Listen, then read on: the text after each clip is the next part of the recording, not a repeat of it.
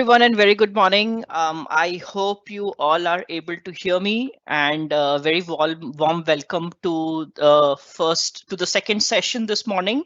And we are going to talk about BitLocker. I hope you guys are able to hear me. Um, Let me just make sure of it. Yes, Saurav, we are able Yeah, to hear you. okay, perfect. All right, thank you. All right, so guys, my name is Saurabh Sarkar. I am a M365 service engineer working in Microsoft. I have around 4+ years of experience working on Intune. And today we are going to talk about BitLocker. If you want to check out my other contents, please go to aka.ms/Intune videos or www.everythingabountintune.com. All right, so let us get started. Okay, so we are going to do it this way. First, I'm going to talk about what BitLocker is and the background of BitLocker and why do we need it, the advantages, the disadvantages, what is it that we can do via BitLocker and stuff like that. And once that is done, then we will talk about how to manage BitLocker via Intune. Okay, so the first part of it is going to be pretty much theoretical. In the second part, we are going to be talking about Intune specific side of the things. BitLocker is nothing new. It has always existed, and we already know what BitLocker is used for. But before I talk about BitLocker, let me just give you guys a preface of what is information protection? What you see in the slide right now is something that we already know. Users travel all the time, and so does their data, and that is why we need to make sure that since the data is moving, therefore the data is kept safe, and so is the device. Okay, gone are the days wherein everybody would be working from the desktop, which is kept at one place. Now, more or less everybody is using laptops and which is mobile. Therefore, we have to make sure that irrespective of where the laptop is physically, it is always secured and is always taken care of, right? And when I say secured, what I mean is, well, the advantage is that the laptop is mobile, but the disadvantage is, given that it's mobile, it is prone to more attacks, right? Therefore, we have to make sure that we are keeping the information safe, even if the laptop is on the fly. Okay, so that is wherein this is the background of what information protection is. And there are many ways by which we can protect the information. We can protect the device, we can do something like a data separation, we can do something like leak protection, and we can do something like sharing protection. So these are the different kind of needs, right? But let's talk about how does technology fit in to achieve these goals. If we want to do something like device protection, then that is wherein BitLocker fits in. It's protecting the device so that if the device is misplaced, if the device is in the wrong hands, if somebody has made some changes in the device, then BitLocker is able to protect it. And then as far as data separation is concerned, there is a technology called Windows Information Protection, which integrates with Intune as well. And we can achieve data separation using that. And then as far as leak protection and sharing protection is concerned, we have something called ARMS or Azure Rights Management System. We can probably make use of that if that is needed. So right now we are going to focus on the first block, that is device protection and how to do device protection using BitLocker. Okay, now since we have established the preface, now let's talk a little bit about BitLocker and its overview. We already know this. BitLocker, as I said, has existed like since forever, and it was released with Windows Vista, and it enables users to encrypt the contents of their volume. Okay, BitLocker integrates BitLocker is it's a feature of the operating system itself, and make sure that in case the device is lost or stolen or inappropriately decommissioned, the data in the device is not at risk. Okay, there are many advanced features that come with BitLocker as well if we want to make use of other hardware components like TPM, which we are going to talk about later. Okay, but this is pretty much what the background of BitLocker is. Long story short, we are using BitLocker to do information protection. Okay, so that in case the device is in the wrong hands, it can still be taken care of. Okay, This slide also basically talks about the same stuff, the practical applications and the usage in case the data is lost. What is it that the BitLocker is going to do? The malicious user can extract the disk from the machine, mount it to some other machines, and then therefore we have to make sure that offline protection is needed. Therefore, BitLocker is going to take care of that part. Okay, helps us to mitigate unauthorized data access. In case the laptop is stolen, it encrypts the operating system. It only decrypts it when a specific set of parameters are met. We are going to talk about those parameters later on. And then BitLocker can integrate with our existing Active Directory domain services as well in order to upload the BitLocker recovery keys. We'll talk about what BitLocker recovery keys is later on. But for now, I hope that until in the first 5 minutes, I hope we have established why BitLocker is needed, right? And what BitLocker is. It's needed to do an information protection so that if the device is in wrong hands, it is still accounted for. And it is nothing but just a technology which is inbuilt into the operating system and which takes care of protecting the devices. Okay, so before I move forward, I just wanted to call out a little bit of difference between BitLocker and EFS, because EFS is also something which is to an extent doing the same thing. That is, it is encrypting the files and making sure that only those people have access to the files who are supposed to have access to it. Then it would bring up the obvious question, what is the difference between BitLocker and EFS? The main difference is BitLocker encrypts the entire volume. BitLocker is not encrypting the files one by one, it is encrypting the entire volume. However, EFS is encrypting files and directories which are present inside the inside the drives. Okay, it encrypts the file system. However, EFS does not encrypt the file system. It uses symmetric and asymmetric keys. EFS uses only asymmetric keys, and it most importantly, and this is the differentiating factor, BitLocker does not protect your data while a system is turned on. What does that means is, let's say that I power on a machine, BitLocker has decrypted the files that were supposed, it has decrypted. We will talk about what BitLocker is going to decrypt and it's going to encrypt. But let's say that my machine right now is running. What I mean by that is, let's say that the operating system has loaded and the machine is running. At that point of time, BitLocker is not providing any kind of security. BitLocker provides all the securities when we power on the machine for the first time after it has been shut down. That is wherein BitLocker does all the kinds of checks and prerequisites and make sure that only an authorized user is able to log into the machine. But once you have logged in, after that, BitLocker does not provide any kind of security. That is wherein EFS comes into the picture. In using EFS, we can provide file and folder level security and make sure that only those people are able to access the files and folders who have access to it. Right. So long story short, BitLocker protects the data when the device is in offline state. When I mean offline state, what I mean by offline state is BitLocker is protecting the device when anybody is trying to log into the device. However, EFS is providing the security after we have logged in and after we are playing around with the operating system. Okay. So BitLocker and EFS are not substitutes and both can used in tandem. BitLocker and EFS are used to provide a layered defense. What that means is we are supposed to use both BitLocker and EFS at the same point of time, which we usually do. So BitLocker is going to protect the device and the access to the device when we power on the device, make sure that only an authorized user is able to log into the device. Once that has been done, then EFS is going to take over and make sure that only those people are able to access the folders and subfolders who have security access onto it. Okay.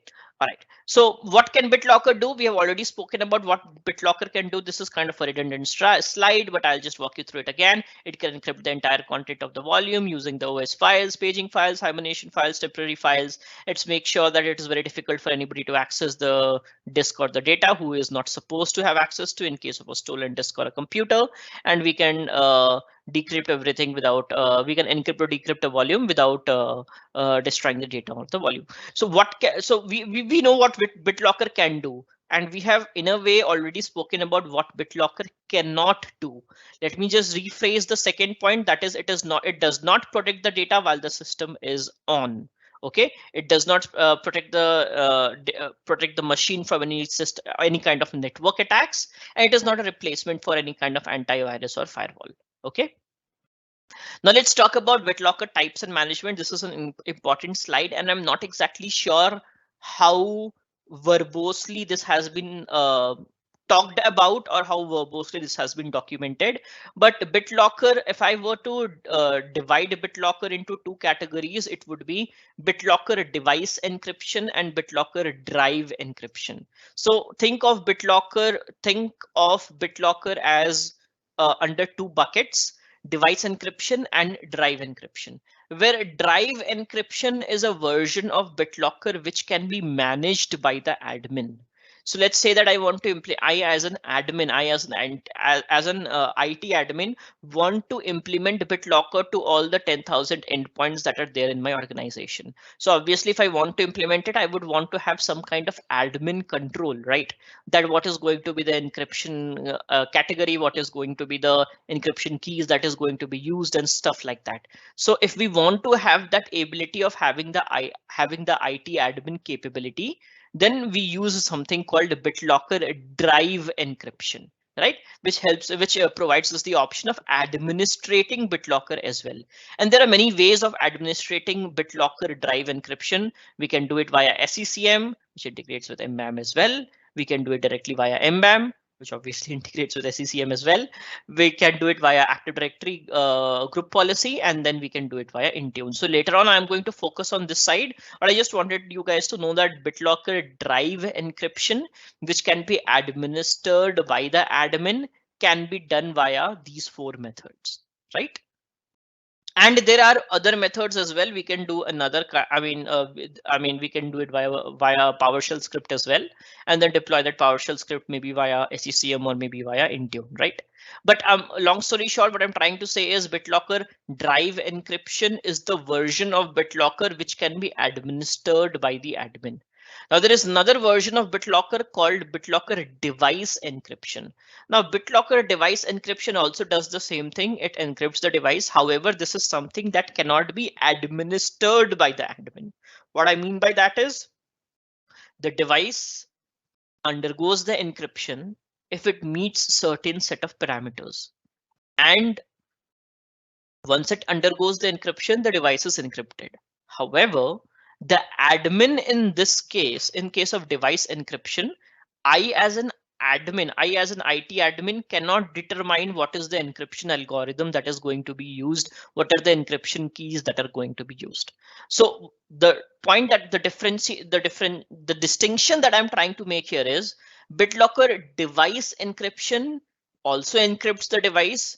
BitLocker drive encryption also encrypts the device. However, BitLocker device encryption is something which can be which can be administered by the IT admin, but BitLocker, which cannot be. However, BitLocker drive encryption is something which can be administered by the IT admin.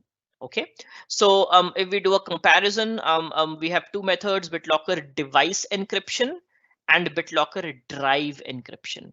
So if we talk about BitLocker device encryption, then as I said, this is the version which cannot be administered by the admin. So all that happens is there are prereq checks that is taking place. And if the device meets those prereq checks, then the device gets encrypted via BitLocker using the standard and recommended encryption. Okay, what are the things that are checked? The device needs to have a TPM. So BitLocker device encryption does not work if the device does not have a TPM. The UEFI secure boot is supposed to be enabled, platform secure boot is supposed to be enabled, and DMA is supposed to be enabled. Okay, so think of it this way. Let's say that I have a machine. This machine is just powered on and maybe enrolled to Intune and stuff like that. It is going to check for these four parameters. And if these four parameters run okay, then the device gets encrypted via BitLocker device encryption. And the encryption keys and stuff that are used to encrypt the device, they cannot be administered by the IT admin. Okay. There is a way to check whether my device is going to be encrypted via BitLocker device encryption or not. For that, we can go to sysinfo32, and then over there is an option which says that device encryption support. If it says that meets prerequisite, it means that the device meets the prerequisite for undergoing a BitLocker device encryption.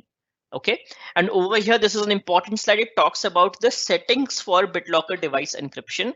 Over here, you see it says that it uses 128-bit AES algorithm. What this means is this is the default setting, and this is what I meant when I said that it cannot be administered by the admin. Let's say that I, as an admin, don't want to use 128-bit. I want to use 256-bit AES encryption algorithm.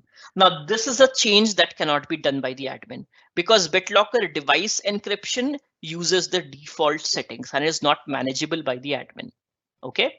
TPM only acts as the authentication method. What this means is the device should definitely have a TPM, and the recovery key is escrowed to the online account that was used without any prompts to the end user. Let's do a quick comparison between BitLocker device encryption and drive encryption. I have not spoken about BitLocker drive encryption yet. I'm going to do that in the later slides, but just wanted to give you a 1,000 feet overview. BitLocker device encryption, for that, there are 4 or 5 parameters that the device needs to meet, right? So it's talking about those parameters. The device needs to have a TPM, modern standby, HTSI compliant, and stuff like that. However, in order to do a drive encryption, TPM and modern standby is not compulsory. Device encryption can be done for all SKUs. Drive encryption can only be done for specific SKUs, which we are going to talk about later on. BitLocker device encryption cannot be managed by the admin. The drive encryption can be managed by the admin. It uses the default BitLocker settings, which cannot be managed.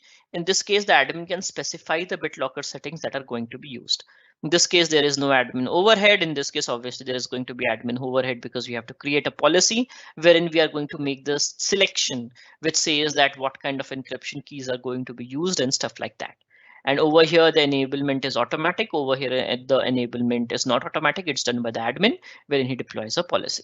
Okay, so we have spoken about BitLocker device encryption. I hope that we have understood the basics. I'll just give you a 30-second version of it.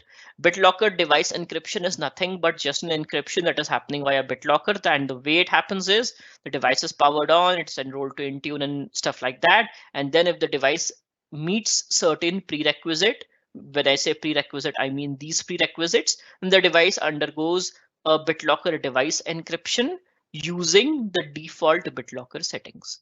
Now that is option 1. The option 2 is using BitLocker drive encryption. And this BitLocker drive encryption is something that is customizable by the IT admin. And this is something that is usually used in all the organizations because obviously it is customizable. As an admin, I would always want to have an option to customize what kind of encryption is going to happen, right? Therefore, BitLocker drive encryption is the most used one. So in case of BitLocker drive encryption, just a couple of points. And if we are using TPM 2.0, then it does not support a legacy and it needs to be set to BIOS. And there are a certain partition requirements for BitLocker, which we are going to talk about later on. But the point that I was trying to make was the requirement to do a BitLocker drive, and the requirement to do a BitLocker encryption in both the cases is going to remain the same. When I say requirement, I mean whatever the drive partition and stuff that is supposed to be there. The volume that we want to encrypt should not be a dynamic volume. It must not be a recovery partition. It must not be a hidden partition or a volume, and it must not be a system partition. Okay. All right. So I'm now going to, without going into the very details of how BitLocker works, I'm just going to give you guys a 30-second version of BitLocker working. If you guys are interested, because I want to focus on how to manage BitLocker via Intune in this session, rather than talking about what BitLocker is. So I'll just give you guys a 45 seconds or a 30 seconds overview. If you guys are interested in knowing more, I will provide you guys the resources at the end of the session. So the way it works is, let's say that I have a device and that device has got hard disk. So each sector of this device is going to be encrypted by using a key called FVEK or full volume encryption key. Okay, this full volume encryption key uses XTS AES 128-bit configurable keys. What this means is this can be changed as using our policies as well. Okay, in case of BitLocker device encryption, we saw that it could not be changed. However, over here, depending upon what kind of policy we have made, the keys that we are using, the encryption keys can be changed. So step 1 is all the sectors in the disk are going to be encrypted using a symmetric key called full volume encryption key. Now let's say that that is done.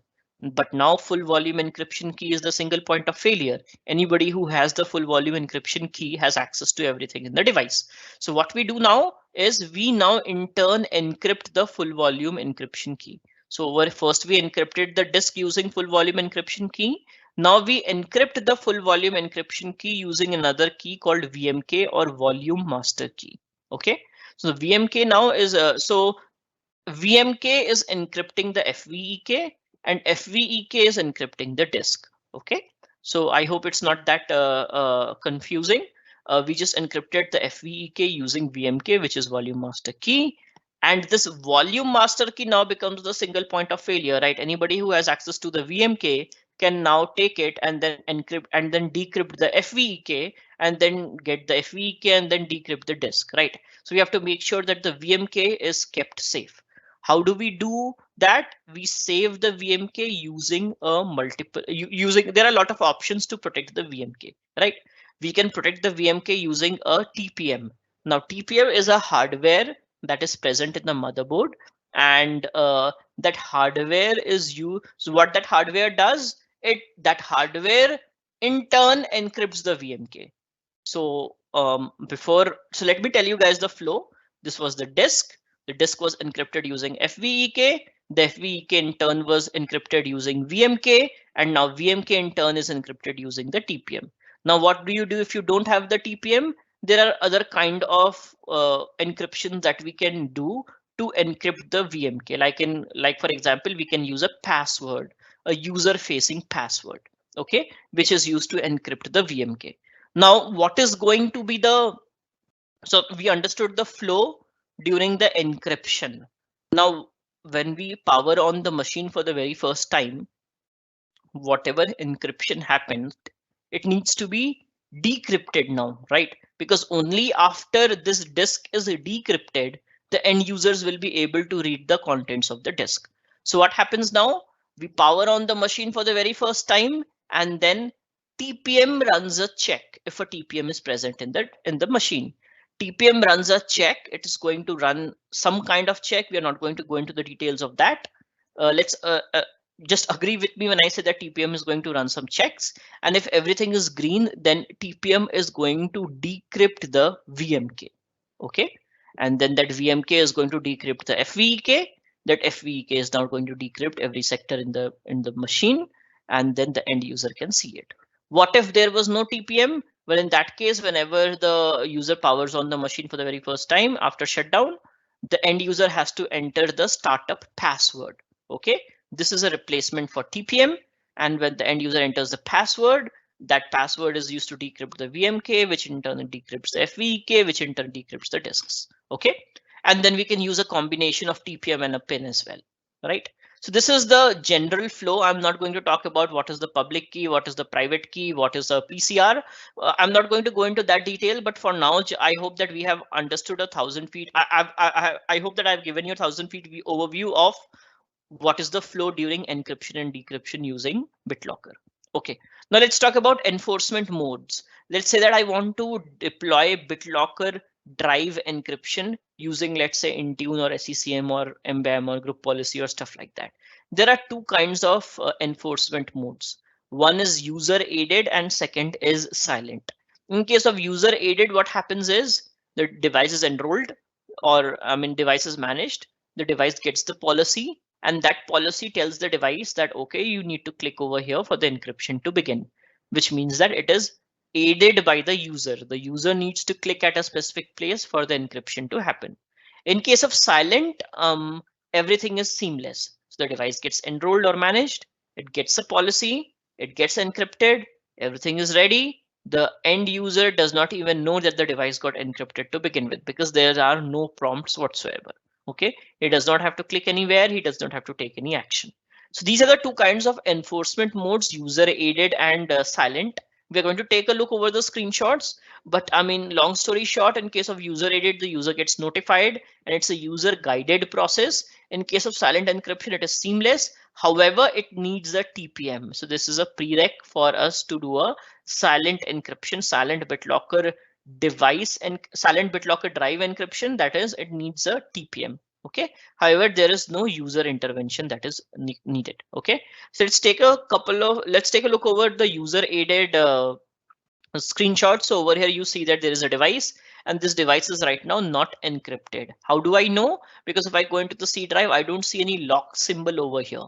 You would have seen that there is a lock symbol right next to the drive, right? That is what signifies that the device is encrypted or not encrypted. So over here, you see that the device is not encrypted. What I did was I enrolled this device to Intune. Over here at the backend, you can see that there is the sync option. And whenever I enroll the device to Intune, the device got a policy. And then over here in the notification, you can see that there is a notification to the end user. The end user needs to click on the notification and then he has to click on yes or no. There are a couple of prompts. He has to go through all those prompts and then the relevant action is taken care of. Okay. Over here, I click on yes or no, and then BitLocker is going to run some checks. It's going to check the system requirement in this case. And then over here, you see that it's telling us to set up a pin if it is needed. The end user sets a pin. Over here, this pin is going to encrypt the VMK. Right, we have already spoken about what this pin does. It encrypts the VMK because in this machine there was no TPM. Therefore, the VMK is being encrypted via pin. That VMK has already encrypted the FVEK and that FVEK has already encrypted the sectors in the disk. Okay. All right. So over here, you see that the encryption has begun. And then once the encryption completes, you can see over here, it says that fully right now it's saying that fully decrypted because the encryption has not happened. We save the recovery keys to wherever we want to save it. And then the encryption starts. The encryption starts, it tells us whether we want to encrypt the entire drive or whether we just want to encrypt the used space. And then once the encryption is happening, it tells you that encryption is underway and it uploads the key wherever we want to upload it. In this case, it is encrypting the recovery key to Azure. And then when the encryption happens, when the encryption is completed, then we see this lock icon over there. Okay, so this was option one. And in option one, the only main prerequisite that I wanted to highlight was this option. The end user got a notification in the device and then he had to go through all these prompts, right? But this is not very subtle, right? The reason why I say this is because what if the end user does not do it? Well, if the end user is not doing this, then the encryption is not going to happen. If the encryption is not going to happen, then as an admin, I have not done my job effectively, right? Because it's my responsibility to protect the end user's device as an admin, right? Therefore, we use something called a silent encryption. In case of silent encryption, we are not dependent on the end user to take specific action. We're deploying a policy and that policy is going to encrypt the device automatically, irrespective of what the user is doing. And there is no user dependency in this case. Okay, so for that, we have to go to if we want to do a BitLocker drive encryption using Intune, and if we want to do a silent BitLocker drive encryption, in that case, we have to go to Intune and then under Windows encryption, there is an option which says that encrypt devices. Obviously, we want to encrypt the device. Therefore, we have to set this to require. This is the toggle switch for BitLocker on or off. OK, we are going to toggle this to require because we want to set the BitLocker. And then there is another option which says that warning for other disk encryption. We don't want any warnings to come, right? When the device is undergoing encryption, because if the warning is coming, then the end user is getting notified. Then it becomes user aided. We don't want any warnings to come because we don't want to notify the end user because we want this to be not user aided, right? Therefore, we have to make sure that we are clicking block in this option. This is the toggle switch for doing a silent BitLocker encryption. If you set this to block, this is equivalent to turning on silent BitLocker drive encryption. Okay, and then there are a couple of other settings as well wherein we have to mention where exactly the recovery key is going to be stored. Now think of this logically. If we want a silent BitLocker drive encryption to happen, then all the things that the end user was getting prompted for, those prompts are not going to come, right? So if those prompts are not going to come, then as an admin, I have to make those selections on behalf of the end user, right? Like earlier we were getting a prompt, earlier the end user was getting a prompt in case of user aided, he was getting a prompt which was telling him where do you want to save the recovery keys. Now, if we want to do it silently, then those prompts are not going to come, but the recovery keys are obviously going to store somewhere, right? So I have to make that determination somewhere. And this is wherein we make that determination. So these are mandatory settings for doing a BitLocker, a silent BitLocker drive encryption. Okay. The default behavior of BitLocker drive encryption is to prompt the user to choose the recovery backup key. However, it's going to fail if we are doing a silent encryption, because if it gives a prompt, then it becomes user rated, right? Therefore, we have to make those selections beforehand. And we cannot use a password in this case. In case of in case of silent BitLocker encryption. Why can't we use password? Because password to protect the VMK. Only TPM can be used to protect the VMK. Why is it so? Now think of it logically. If we need to set a password to protect the VMK, then the end user is going to get prompted to set the password right before the encryption begins. And if the end user is getting prompted, then it is dependent upon the end user. Then it is not silent to begin with, right? Therefore, we use TPM only to protect the VMK in this case, right? In case of silent encryption. Okay. So this slide talks about what are the prerequisites to do a silent BitLocker drive and device encryption. And it talks about if the end user logs in as an admin, this should be the version. If he's a standard user, then the version is 18.9 or later. The devices must be Azure AD joined. It must contain a TPM. The BIOS must be set to, this is a mandatory factor. And the BIOS must be set to UEFI, native UEFI only. It should not be uh, uh, uh, it should be set to native UEFI only. And there are a couple of other settings that need to be set. Warning for other disk encryption, we are setting it to block because we don't want any warning to come. When I say what this warning does is it provides a notification, as we saw in case of user aided. We don't want any notification to come because it's not user aided. Therefore, we have to set this to block. And then allow standard users to enable. We can set it to enable if we want the ability for the standard user to do the encryption. And then as far as the startup type is concerned, we are not going to set the pin anywhere, because if the pin has to be set, then there is a user dependency, which means that it is not silent to begin with. So all of these needs to be set to must not be set to require. Okay, so over here you see that it all says that it must not be. So over here you see that this is a machine. This machine got enrolled to Intune, and then it got a BitLocker policy. Okay. And over here, you see that it is undergoing the encryption. The encryption is in progress. Okay. But if I check my notifications, there are no notifications over here. Meaning the device got enrolled to Intune, it got the BitLocker policy, and at the backend, the encryption started automatically. There was no notification, there was no prompts, there was no user intervention, there was no user nothing was displayed to the end user. Okay, now let's talk about ways of configuring BitLocker via Intune. If we want to configure BitLocker via Intune, there are many ways. I'm going to talk about what those ways are. First is obviously we can make a device compliance policy for BitLocker. If I talk about BitLocker device configuration policies, there are 5 of them or 4 of them if you talk of this as one.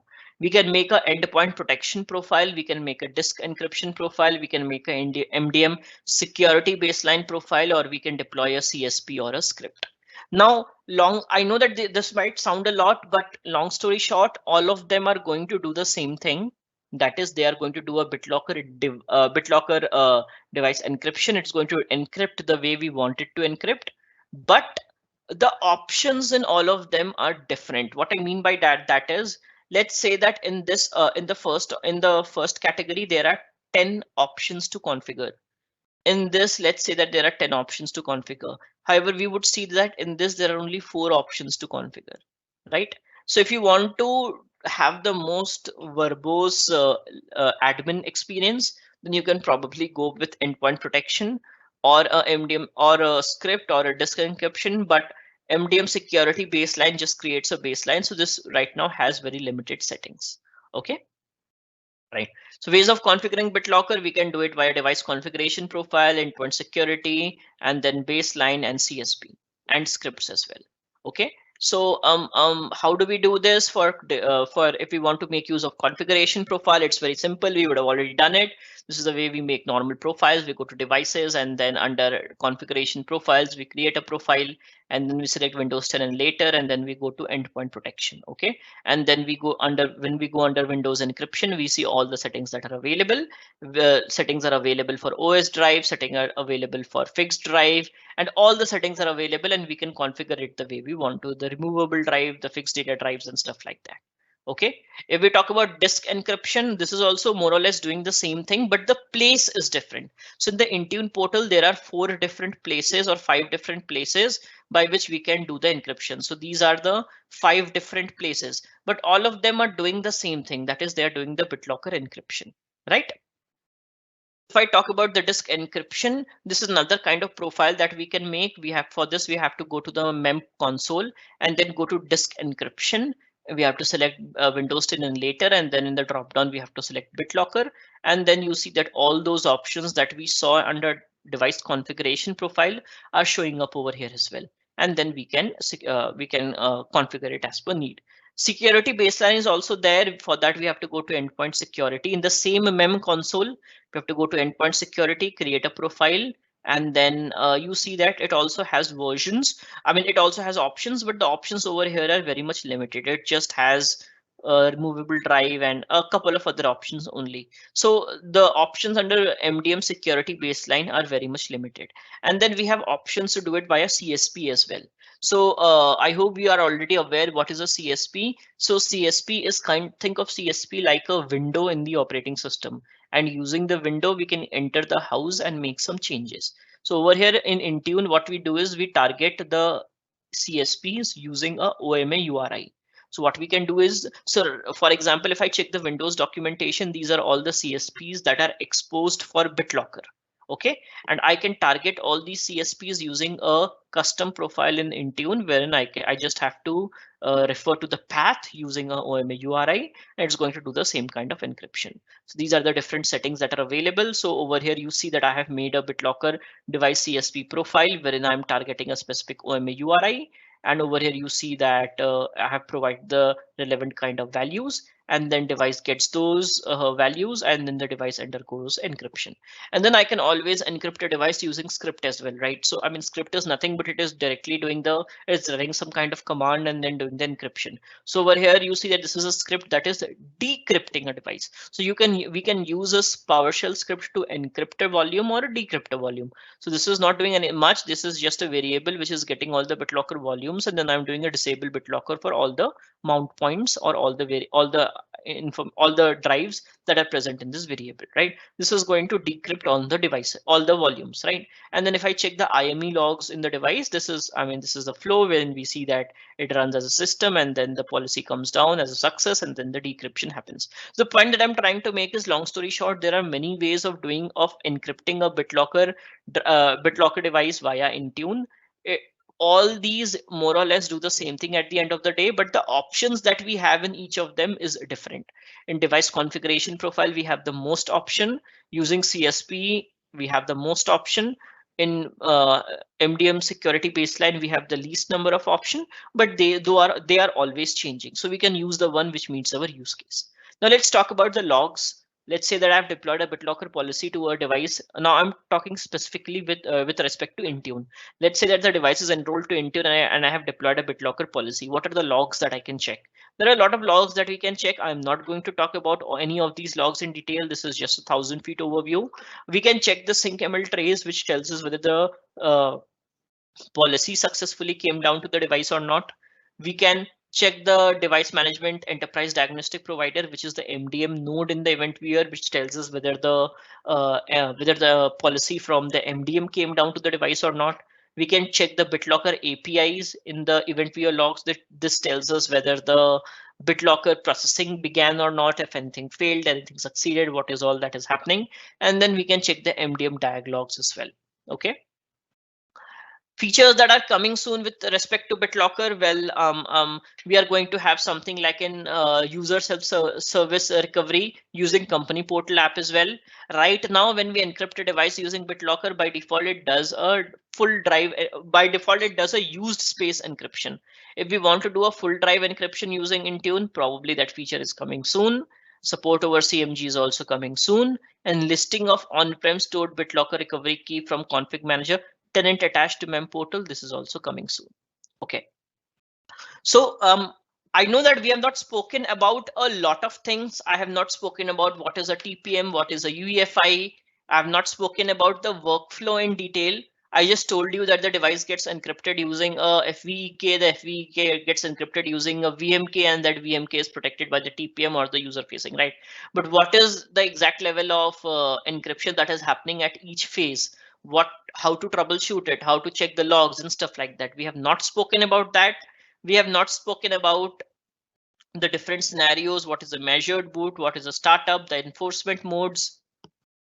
We have not spoken in detail about recovery. We have not spoken about what is retention, what is the recovery. We have not spoken about the registries. We have not spoken about the BitLocker reporting.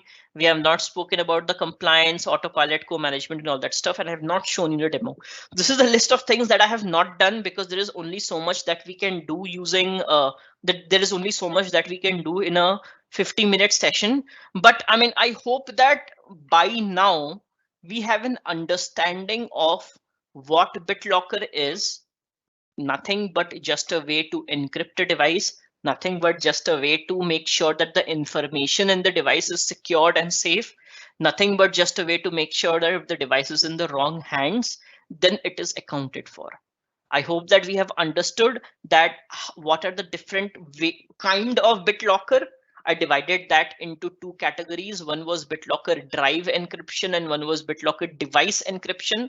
Both of them were doing the same thing, but BitLocker device encryption was not was something that cannot be administered by the admin, but BitLocker drive encryption was something that can be administered by the admin using policies from, let's say, SCCM or MBAM or group policy or Intune, right? And then we spoke about the various enforcement modes. We spoke about what is user aided and what is silent. We spoke about in case of user aided, the policy comes down to the end user and the end user has to take specific action. However, in case of silent, the end user does not have to take any action and everything happens automatically. We also spoke about in case of silent encryption, the device should have a TPM. And we also spoke about what are the prereqs to do a silent drive encryption using BitLocker, which in this case was a TPM 2. TPM should be present and there should not be a password or stuff like that. Then we spoke about what are the various ways of encrypting a device via BitLocker using Intune. And then we found out there were a few of them, right? We could do something like an endpoint. We can do something like a device configuration profile. We can make something like an endpoint protection profile. We could make a security baseline profile. We could deploy a CSP to target a OMA URI. We could target a script, and there were a whole lot of ways, right? And then what we did not spoke about was BitLocker compliance, wherein BitLocker compliance policy it does not do any kind of encryption. It just checks whether the device is already encrypted or not. And if it is encrypted, then the device is reported as compliant in the Intune portal. If it is not encrypted, then it shows as not compliant. And depending upon this, we as an admin can take action by probably making some kind of a conditional access policy or stuff like that. And then we spoke about the logs that are there. We spoke about what are the different kind of tracking that we can do if a device is going to be encrypted via BitLocker, the different kind of logs that we can check. May that be the event viewer logs in case of device management provider, enterprise diagnostic provider. May that be the logs specific to BitLocker in case of BitLocker API. These both are present in event viewer.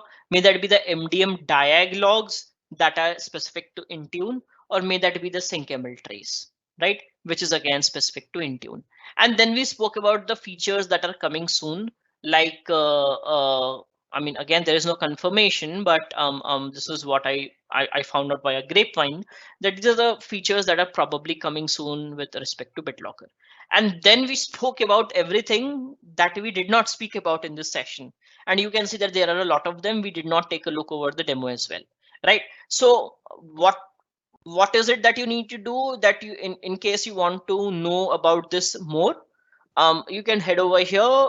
You just need to go to aka.ms/intune videos, and over there you can see that I have done a deep dive session on BitLocker, which is around 7 hours in total, and this talks about everything that you need to know about BitLocker, all the logs, all the demos and stuff like that, right? So I hope that in this session I was able to, in this 50-minute session, I was able to touch point on the usage of BitLocker and on how BitLocker can be configured via Intune, and what are the various things that we need to keep in mind in order we are going to do that.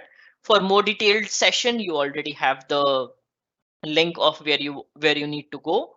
So now I'm going to just hover over the chat and make sure that all the queries in the chats are answered. But as I said, if you want to refer to more resources, this is the link that I would suggest you guys to follow.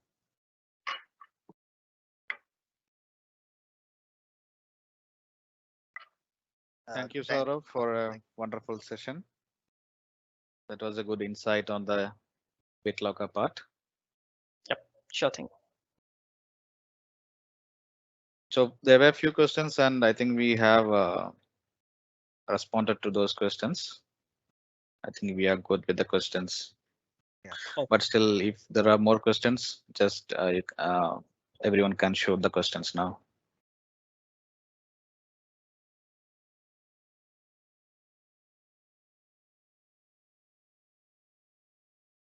I don't think audience have an option of asking the questions. So, I mean, if we have answered all the questions on chat, I think we should be good. But yeah, I mean, guys, if you have any questions, you know where to find us. We have the blog post, we have the WhatsApp community, and we have all these sessions. So please feel free to get in touch with us, and we will be very happy to assist.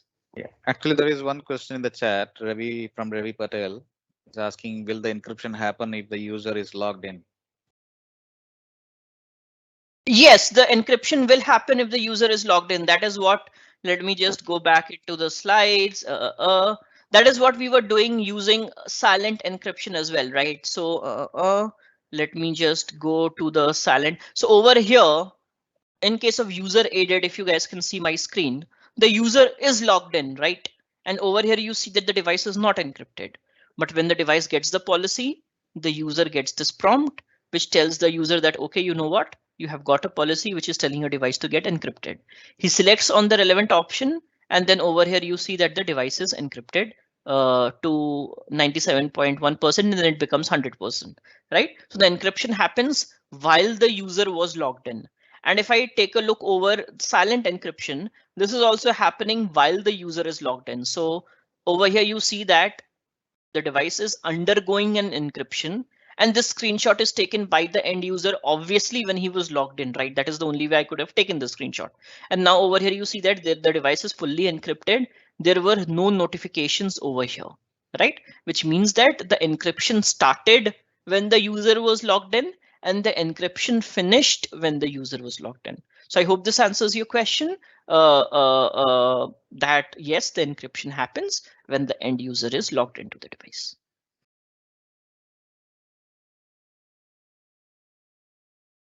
There is one more question from Anonymous asking to throw some light on how can we differentiate AppLocker and BitLocker.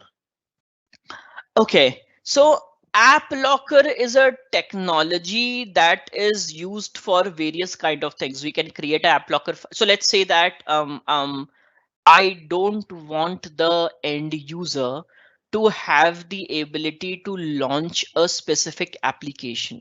Okay, let's say, for example, notepad.exe. I don't want the end user to have the ability to launch Notepad in the machine, right? Or any application for that matter. I mean, I want to allow or deny any kind of application. That is wherein we will be using something called AppLocker, which is a technology which can be done via Intune as well. In case of AppLocker, what we do is we deploy a policy. In that policy, we provide probably a syncml file or something that looks like a syncml file, and that determines what are the exes or what are the folders that we are allowing to run in the device, and what are the policies what are the applications that we are not allowing to run in the device, right? So that is what AppLocker is. Now, BitLocker is a technology that is used to encrypt the entire volume in the device. And BitLocker is going to, so BitLocker, think of BitLocker as a gate before the OS gets loaded. So everything has to pass through BitLocker and BitLocker security. And once BitLocker is making sure that yes, everything is fine, only then the operating system is going to be loaded in the machine. Otherwise, even the operating system will not get loaded. So you guys would have seen that in some cases, if we have made some changes, then before the operating system loads, BitLocker gives us a recovery screen, right? So what is that recovery screen? That recovery screen is nothing but, let's say that so if you guys remember the flow, TPM decrypts the VMK decrypts the FVEK decrypts the sectors in the disk, right? Now, what if the TPM was not able, so TPM is only going to decrypt the VMK only if it thinks that everything is fine. If TPM finds that no, there is something fishy, there is some change that has been made to the device, then TPM is not going to automatically decrypt the VMK. In that case, we get something like a recovery screen, wherein we have to enter the 48 character recovery password, which is the recovery password, that recovery key that is already uploaded to our Azure account. We enter that, then that and decrypts the VMK in this case. So the point that I'm trying to make here is BitLocker is something that is protecting the operating system from loading, as well as all the disks and the data in the operating system. AppLocker is a different technology which can be leveraged to determine which applications, which EXEs are whitelisted or blacklisted in the device. So I hope that this answers the question. Yep, and we last two more questions. We are in short of time. So the second last question is, could you please suggest a URL for non-compliant device remediation? Okay, so yeah, I would suggest the same URL, that is aka.ms/intune videos, and over there, please check out the video, the deep dive that I have done on BitLocker. It is around 7 hour in time link, and over there I have spoken everything that has to do with BitLocker compliance. So I hope that that answers the question. And the last question then, it is what is the best way to move BitLocker key from on-prem AD to Azure AD for hybrid Azure AD joint devices? Yeah, that is a good question. That is a good question. So right now, let's say that the keys were present in MBAM. The keys were being managed via MBAM, right? And it was present in our on-premise directory, in our on-premise database. Now, as of this day, as of today, there is no way to automatically copy paste those keys back to Azure. So the only way that is there as of this moment is we will have to decrypt it, encrypt it again. When we are encrypting it again, this time instead of saving the keys in our on-prem, we are going to say that, okay, you know what, this time the keys needs to be uploaded to Azure. But as of this moment, there is no way of automatically moving all the keys in our database, in our MBAM to Azure AD. Maybe that's the feature that is coming soon, and I would understand why anybody would want that feature. But as of this moment, yes, that option is not available.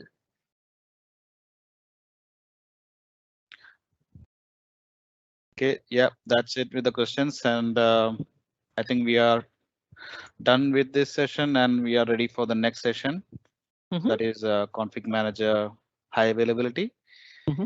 So we'll give 2 minutes of time for a small break, and we will continue with the config manager high availability session. And thank you, Saurav, for a wonderful session and replying to the questions. Perfect. Thank you, Rajul, for moderating. I hope this was informative.